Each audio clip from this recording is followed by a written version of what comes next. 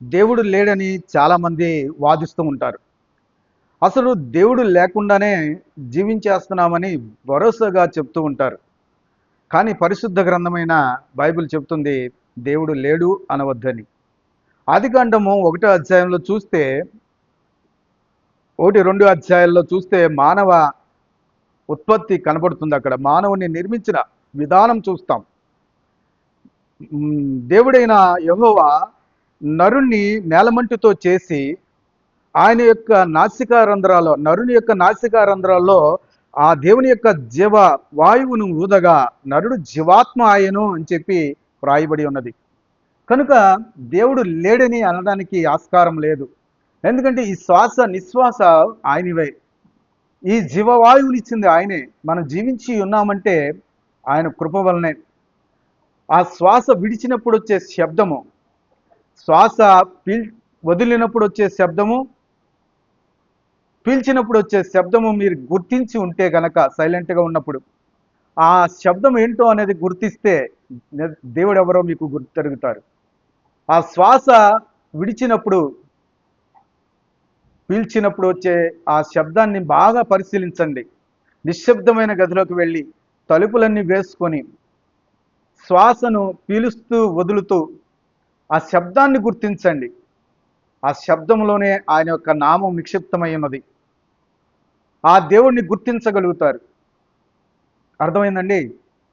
ఎవ్వరు ఉండకూడదు. శబ్దం రాని పరిస్థితుల్లో నిశ్శబ్దమైన వాతావరణంలోకి వెళ్ళి శ్వాస నిశ్వాసలు చాలా ప్రశాంతంగా వదులుతూ ఆ వస్తున్న శబ్దాన్ని గమనిస్తే దేవుని పేరు స్పష్టమవుతుంది. ఖచ్చితంగా దేవుని యొక్క పేరునే మీరు వినగలుగుతారు.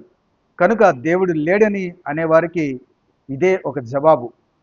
కనుక పరిశీలిస్తారని కోరుకుంటున్నాను. ఒక్క శ్వాస మనం మూసుకుంటే మనం ఎక్కడికి వెళ్తామో తెలుస్తుంది. ఆ శ్వాస లేకుండా బ్రతకగలమా? ఈ శ్వాసను ఎవరైనా ఇవ్వగలరా? కరోనా టైంలో చూడండి, ఆ ఆక్సిజన్ లేక ఎంత విలవల్లాడారు. ఎవరు ఆపగలరండి? ఆయన తప్ప. అందువల్ల దేవుడు లేడు అనవద్దు. దేవుడు లేకుండా ఏది జరగదు, ఏది జరిగి తీరదు. ఒకసారి సృష్టిని చూస్తే దేవుడు ఎవరో తెలుస్తుంది. ఆకాశమును చూడండి, నక్షత్రాలను చూడండి, సముద్ర జలచరాలను చూడండి, వృక్ష జాతులను చూడండి, పశుపక్షాదుల యొక్క రకాలను చూడండి, దేవుడు ఎవరో తెలుస్తుంది అని చెప్పి రోమిలికి రాసిన పత్రిక 1వ అధ్యాయంలో తెలుస్తుంది అంటున్నారు పౌలు గారు. సృష్టిని చూస్తే ఆ దేవుడు ఎవరో తెలుస్తారు. ఆ సృష్టి యొక్క ఉత్పత్తి క్రమము చూస్తే దేవుడు ఎవరో గుర్తించగలుగుతామంటారు. కనుక ఆ దేవుడు లేడు అనడానికి ఆస్కారం లేదు. కనుక ఆ సృష్టిని ఒక్కసారి పరిశీలిస్తే సృష్టిలో ఉన్న ఇంకా అనేకమైన ఖనిజాలు మానవుడు కనిపెట్టలేకపోయాడు. అనేకమైన విషయాలు మానవుడు ఉపయోగించుకోలేకపోతున్నాడు. మానవుడి యొక్క బ్రెయిన్లో 99% ఖాళీగా ఉంది. 1% మాత్రమే ఉపయోగించుకొని ఇంత నాలెడ్జ్ ఉంటే 99% ఉపయోగించుకుంటే ఇంకెంత నాలెడ్జ్ వెళ్తాడు? ఒక్కసారి ఆలోచిస్తే తెలుస్తుంది. కనుక దేవుడు లేడని అనడానికి వీల్లేదు. కనుక ఆ సత్యదేవుడిని ఎవరైతే అంగీకరిస్తారో, ఆ నిజ రక్షకుడిని అంగీకరించినప్పుడు ఖచ్చితంగా పరలోక రాజ్యం ఉంటుంది, రక్షణ దొరుకుతుంది. కనుక ఆ రక్షణ కొరకు మనం ప్రార్థన చేసుకుందాం. రక్షణ దొరికిన వారు సత్యమందు నడవడానికి కూడా ఇష్టపడదాం. సత్యాన్ని పాటిస్తూ నిత్య జీవానికి వారసులోగుదాం అని దేవుడు పిలుపునిచ్చారు. ఇదిగో దేవుని రాజ్యం సమీపిస్తుంది, అందరూ మారుమనసు పొందండి అని చెప్తున్నారు. అందువల్ల దేవుడు లేడు అనేవారు కూడా మారుమనసు పొందాలని దేవుడు కోరుకుంటున్నందుకే యుగాలు గడుస్తున్నాయి.